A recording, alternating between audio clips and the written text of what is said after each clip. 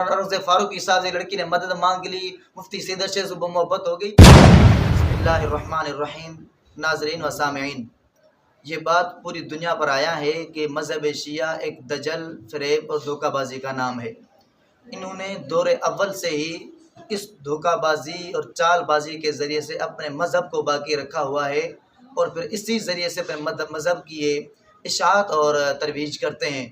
اس لیے پوری امت مسلمہ کو ان کے دھوکوں سے ہوشیار رہنا چاہیے۔ حضرت حسین رضی اللہ تعالیٰ عنہ کو شہید کر کے بھی اپنے آپ کو ان کا محب ظاہر کر کے دھوکہ دے رہے ہوتے ہیں، ماتم کر کے بھی امت مسلمہ کو دھوکہ دے رہے ہوتے ہیں۔ ان کی دھوکے بازیاں، چال بازیاں بہت زیادہ مشہور اور معروف ہیں۔ آج کے دور میں جب میڈیا کا دور ہے تو انہوں نے اسی طریقے سے دھوکہ بازی شروع کی ہوئی ہے۔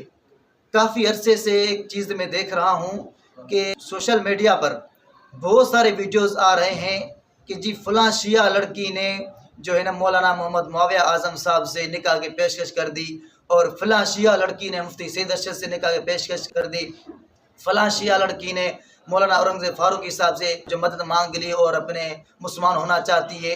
یہ ساری ان کی دھوکہ بازیاں ہیں، چال بازیاں ہیں۔ اس کے ذریعے سے امت کو دھوکہ دیتے ہیں اور اپنے منافع مقاصد کے لیے کام کر رہے ہوتے ہیں۔ اگلی بات میں یہ بھی کروں کہ مذہب شیعہ کے اندر غیرت نام کی کوئی چیز نہیں۔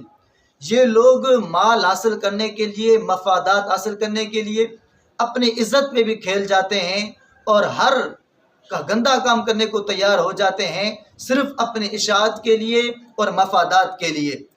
یہاں تک کہ جو ان کے مذہب کی بنیاد مدعا ہے، وہ اس کا مقصد بھی یہی ہے کہ لوگ نفس پرست ہیں، آ جائیں گے زیادہ سے زیادہ مذہب بڑھ جائے گا۔